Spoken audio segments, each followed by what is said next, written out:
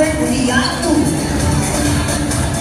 And my gratitude for Mayor Luz Rodriguez, and also for the organization behind, the people behind this organization that were able to pull off this kind of event.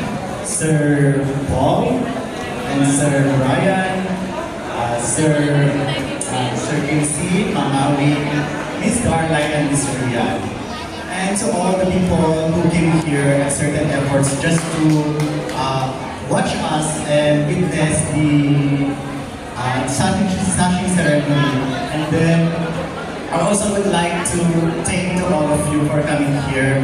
And I'm also inviting to all of you to the coronation night for September 6th Machani at Lahi, I guess. And for the next day, September 7th, Kapas 2024.